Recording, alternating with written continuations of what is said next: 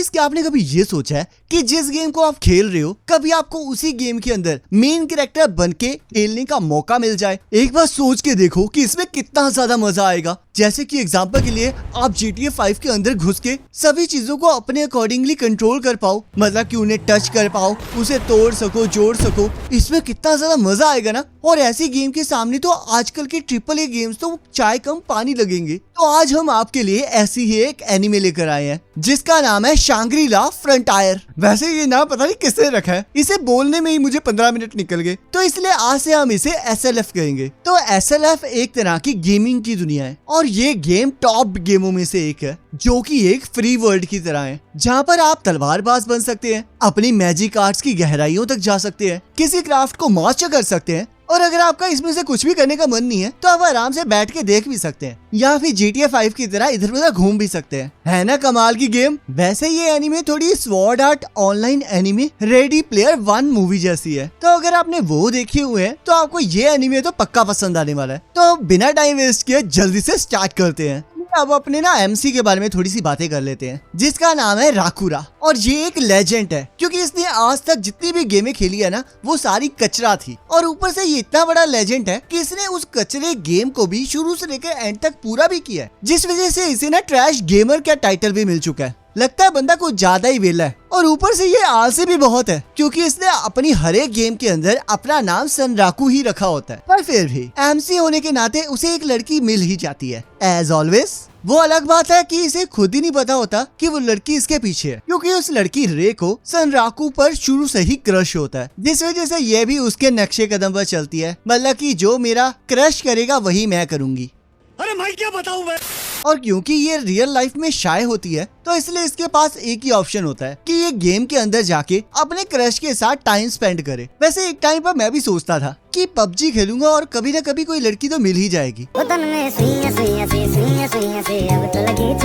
पर ऐसा कभी नहीं हुआ। पर रे का भी मेरी तरह कुछ भी नहीं होता है, क्योंकि ट्रैश गेम को खेलने के लिए जो पागलपंती चाहिए वो तो सनराकू के पास है ना, और ये बेचारी तो उसके लेवल तक तो कभी नहीं पहुंच सकती, जिस वजह से ये SLF को खेलने चली जाती है, और वो भी इस उम्मीद में कि कभी न कभी तो उसका क्रश उस गेम को जरूर खेलेगा। पर वो पागल तो ट्रैश गेम के पीछे ही पड़ा होता है। ऐसे कैसे? इन दोनों का इंट्रोडक्शन हुआ है तो मिलना तो बनता है, और वो जगह एक गेम शॉप होती है जहाँ पर सनराकू हमेशा गेम को खरीदने जाता होता है, और वहाँ की जो उनसे शॉप ओनर माना होती है वो रे को काफी अच्छे से जानती होती है, जिस वजह से उसे पता होता है कि उसे सनराकू बहुत पसंद है। और अब जब सनराकू ट्रैश गेम्स को खेल खेल के पागल हो चुका है तब वो उसे SLF खेलने का आइडिया देती है। देख रहे हो कैसे दोस्तों की मदद की जा रही है, कभी तुम भी मेरे लिए कुछ ऐसा कर दो। क्या रे भिख मंगिया। तब सनराकू की एंट्री होती है SLF में, जहाँ पर गेम के कैरेक्टर के डिजाइन को देखकर ही उसकी फट जाती है, क्योंकि उसे इस गेम के अंदर बहुत सारे कस्टमाइजेशन के ऑप्शन मिल रहे होते हैं जो कि उसने आज तक किसी भी गेम के अंदर देखे ही नहीं होते, क्योंकि उसने हमेशा बेकार सी गेमें या फिर कचरा गेमें ही खेली होती हैं। ऐसा तब होता है जब आप सुपर मारियो के बाद डायरेक्टली GTA 5 खेलने लग जाओ। तो यहाँ पर सनराकू अपनी गेम को खेलने के लिए बहुत ज्यादा एक्साइटेड होता है, जहाँ पर वो अपने प्लेयर के लिए मर्सनरी ट्विन ब्लेड की कैटेगरी को सिलेक्ट करता है और अपने ओरिजिन को वॉन्डरर सिलेक्ट करता है, क्योंकि मेनली ये चीज लक पर फोकस होती है। और सनराकू को पता होता है कि गेम के अंदर अगर उसे अच्छे अच्छे आइटम्स चाहिए तो उसे सबसे ज्यादा जरूरी है लक, जिस चक्कर के अंदर वो अपने कैरेक्टर को एक आर्मर भी नहीं देता, क्योंकि आपने देखा होगा कि कुछ गेम्स ऐसी होती हैं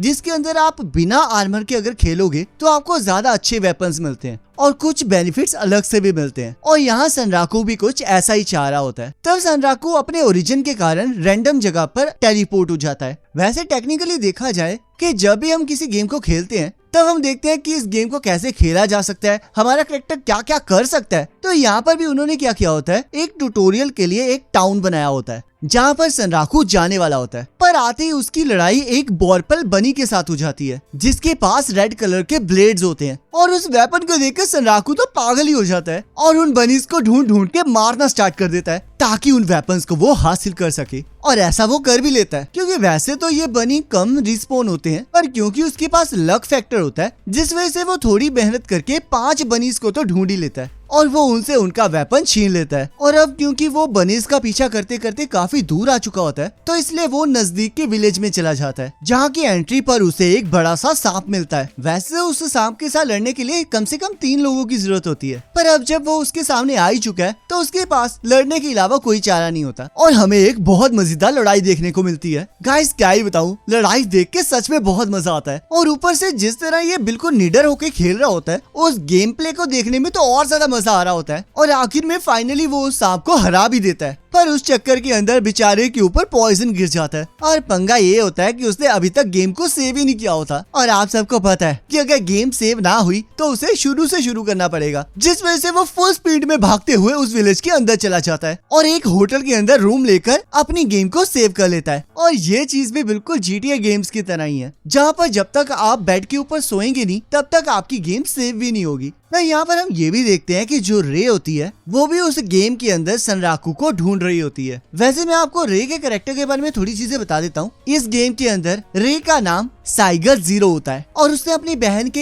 एक क्लैन को ज्वाइन किया होता है, जिनका काम लाइकन नाम के एक मॉन्स्टर को पकड़ना होता है। इस गेम के अंदर आप फ्रीली मूव तो कर सकते हो, जैसे कि आप साइड क्वेस्ट कर सकते हो या फिर अलग अलग तरह के मिशंस को कर सकते हो, पर गेम की मेन स्टोरी को आगे बढ़ाने के लिए आपको कुछ मिशंस पार करने पड़ते हैं। और जिनसे ये लाइकन मिशन होता है, ये गेम की स्टोरी को आगे बढ़ाने के लिए जरूरी होता है। एक्चुअल में SLF के अंदर 7 तरह के क्लोसल मॉन्स्टर्स हैं, जो कि बहुत ज्यादा खतरनाक है और इन तक पहुंचने के लिए आपको यूनिक सिनेरियोस का सामना करना पड़ता है, क्योंकि ये सारे मॉन्स्टर्स एक यूनिक कैटेगरी के अंदर आते हैं और इन्हें हराने के लिए आपको ग्रुप में वर्क करना पड़ता है। तो इसलिए इन सभी को हराने के लिए अलग अलग क्लैंस बनाए गए हैं, जिसमें रे का क्लैन टॉप लेवल का क्लैन है और वो खुद 99 लेवल पर है, जिसका अटैक इतना ज्यादा पावरफुल है कि उसे अटैक मास्टर का टाइटल तक मिल चुका है। अब यहाँ पर हम सनराकू को फिर से देखते हैं, जो कि अपने लिए एक नए वेपन को ढूंढ रहा होता है। और जैसे कि हमें पता है कि गेम के अंदर वेपन्स को बनाने के लिए हमें कुछ मटेरियल्स को इकट्ठा करना पड़ता है, तो इसीलिए सनराकू मटेरियल्स को इकट्ठा कर लेता है, जिससे कि उसे एक स्पेशल ट्विन ब्लेड का सेट मिलता है। और वो ब्लैक स्मिथ उसे रात को बिना आर्मर के बाहर जाने से मना करता है, क्योंकि इस गेम के अंदर रात को बहुत ज्यादा खतरनाक मॉन्स्टर्स होते हैं। और ये बात हमारे सनराकू के लिए तो बहुत एक्साइटमेंट भरी होती है, क्योंकि वो गेम खेलने के लिए तो पूरी तरह से पागल है और उसे पता है कि अगर वो खतरनाक मॉन्स्टर्स के साथ लड़ेगा तो वो जल्द से जल्द अपने लेवल को अप कर सकता है, जिस वजह से वो सीधा मॉन्स्टर के साथ लड़ने चला जाता है। वैसे मैं आपको बता दूं कि इससे पहले उसने अपने लक के पॉइंट्स को बढ़ा लिया होता है और ऊपर से ये MC है, तो इसके साथ कुछ ना कुछ तो जरूर होगा, ये तो गारंटी है। और यहाँ पर ऐसे ही होता है, क्योंकि सनराकू का सामना यूनिक मॉन्स्टर लाइकन के साथ हो जाता है। वैसे मैं आपको एक चीज बता दूं, ये SLF गेम इतनी ज्यादा मुश्किल है कि आज तक किसी ने भी SLF के यूनिक मॉन्स्टर को नहीं हराया होता, जिस वजह से मेन स्टोरी आज तक कभी आगे बढ़ी ही नहीं होती है। यहाँ पर आपको लग रहा होगा ना कि सनराकू शायद अभी से हरा देगा, पर ऐसा कुछ नहीं होता, क्योंकि सनराकू का लेवल तो अभी बहुत ज्यादा कम है और जिस लाइकन को रे की पूरी टीम मिलके नहीं हरा सकी, उसे सनराकू अकेले, वो भी कम लेवल पर कैसे ही हरा देगा। वैसा देखा जाए सनराकू के अंदर हिम्मत तो बहुत है, क्योंकि उसे पता था कि वो इस लाइकन से तो जीत नहीं सकता, पर फिर भी उसने उसका डट के सामना किया, जिस वजह से लाइकन ने उसे अपना वर्दी ओपोनेंट मान लिया और उसे एक कर्स मार्किंग मिल गई। वैसे उसके लिए ये चीज बुरी भी थी और अच्छी भी थी, क्योंकि वो बेचारा उस जगह पर कोई भी आर्मर नहीं पहन सकता था जिस जगह के ऊपर उसके वो मार्किंग है, और वो उस कर्स को तभी हटा सकता है जब कोई सेंट उसके लिए प्रेयर करे या फिर वो लाइकन को ही हरा दे, और ये दोनों ही चीजें उसकी बस की बात तो नहीं है। वैसे उसके लिए एक अच्छी बात भी हुई है कि अगर कोई भी लो लेवल का मॉन्स्टर उसके सामने आएगा तो उसके मार्किंग को देखकर डर के भाग जाएगा, और जिस जिस जगह पर उसके वो मार्किंग है उस जगह पर किसी मैजिक का भी असर नहीं होगा। तब यहाँ लाइकन के साथ लड़ने की वजह से सनराकू को एक और फायदा होता है, क्योंकि उसके लिए एक यूनिक सिनेरियो खुल जाता है, जहाँ पर उसे रेपिट्यूजा नाम की एक विलेज का इनविटेशन आता है, और ये इनविटेशन भी आज तक किसी को नहीं मिला होता। वैसे आप सोच रहे होंगे कि अगर रे की टीम ने लाइकन के साथ पहले भी लड़ाई की है तो उन्हें भी तो ये सिनेरियो मिलना चाहिए था, पर गाइस इस सिनेरियो को पाने के लिए कुछ और कंडीशंस की भी जरूरत होती है, जैसे कि इसने वॉलपल बनी के साथ लड़के जो हथियार को हासिल किया था उस हथियार के साथ इसे बहुत खतरनाक मॉन्स्टर के साथ लड़ना था,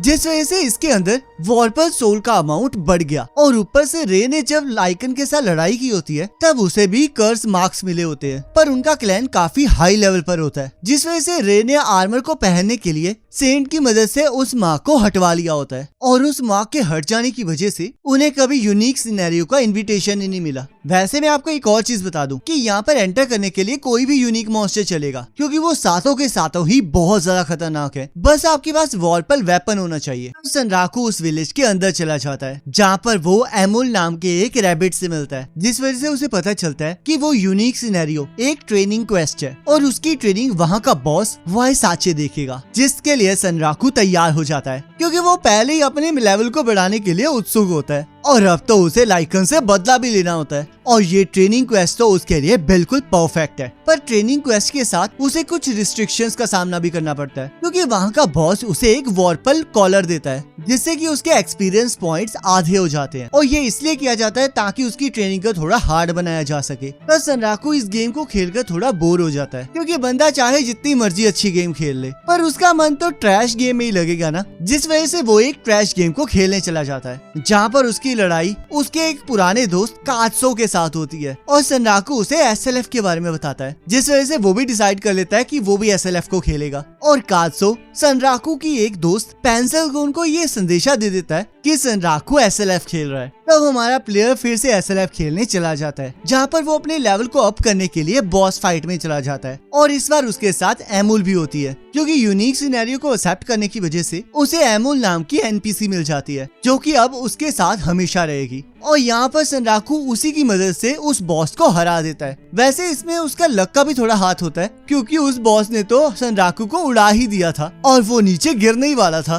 पर एमुल ने अपने मैजिक को यूज करके उसे उस बॉस के ऊपर ही गिरा दिया, जिस वजह से वो बॉस भी मर गया और लक की वजह से सनराकू के पास एक एचपी भी बच गई और इसी तरह सनराकू अपने लेवल को अप कर लेता है। वैसे इस लेवल अप को देखकर मुझे सोलो लेवलिंग की याद आ रही है, क्योंकि जिस तरह ये बंदा अपने लेवल को अप करता जा रहा है ये तो बिल्कुल जिन्वू की तरह लग रहा है। तब सनराकू एक नए विलेज चला जाता है, पर उससे पहले एक बहुत बड़ा पंगा हो जाता है, क्योंकि पिछले विलेज में लोगों ने एमुल को बात करते हुए देख लिया होता है और सनराकू किसी को भी यूनिक सिनेरियो के बारे में बताना नहीं चाह रहा होता और किसी ने उसकी फोटो क्लिक करके गेम फोरम में डाल दी होती है, जिस वजह से वो रातों रात मशहूर हो चुका होता है। और ऊपर से उसके ऊपर के लाइकन मार्क्स को देखकर बहुत सारे क्लैन्स उससे मिलना चाह रहे होते हैं, जिसमें से एक रे का क्लैन भी होता है और उसकी लीडर ने भी रे को सनराकू को ढूंढने के लिए कहा होता है। वैसे देखा जाए ये तो सोने पर सुहागा हो गया, क्योंकि जिस बंदे को वो इतने टाइम से ढूंढ रही थी अब उसे उसकी लोकेशन के बारे में पता लग चुका है। और यहाँ पर हम देखते हैं एसएलएफ जू की कैप्टन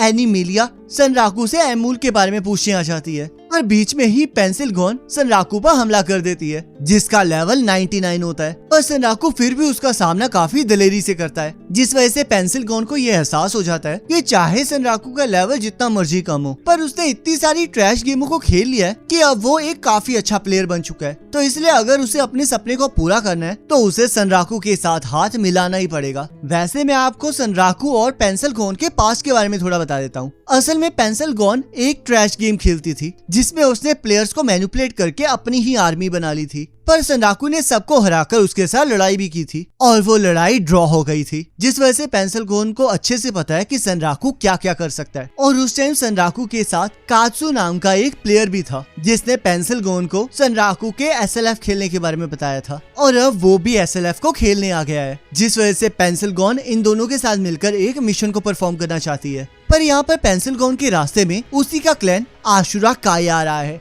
जो कि पूरा का पूरा क्लैन प्लेयर किलर्स के नाम से जाना जाता है और आशुरा काई की लीडर ने ही पेंसिलगोन को सनराकू के पास भेजा होता है ताकि वो सनराकू को डराकर उसकी यूनिक सिनेरियो की इंफॉर्मेशन को पब्लिक कर सके। पर उन्हें कौन ही समझाए कि सनराकू के साथ निपटना उनकी बस की बात तो है नहीं। और ऊपर से यहाँ पर एनिमिलिया भी सनराकू का साथ देने लगती है, क्योंकि उसे एनिमल से बहुत ज्यादा प्यार होता है और वो एमुल से बात करना चाह रही होती है, जिस वजह से वो सनराकू की लड़ाई में मदद करती है। और यहाँ पर रे भी सनराकू की मदद करने के लिए आ जाती है, क्योंकि ऐसा कैसे हो सकता है कि उसके सामने उसके प्यार को कोई छू ले और वो चुपचाप बैठी देखती रहे। और गाइस इसी के साथ ये पार्ट कंप्लीट हो जाता है। अब आप मुझे कमेंट करके जरूर बताना कि आपको ये वाला एनिमे कैसा लग रहा है, और अगर अच्छा रिस्पॉन्स आएगा तो नेक्स्ट पार्ट का लिंक आपकी स्क्रीन पर आ रहा होगा, उस पर क्लिक करके अगले पार्ट को देख सकते हो।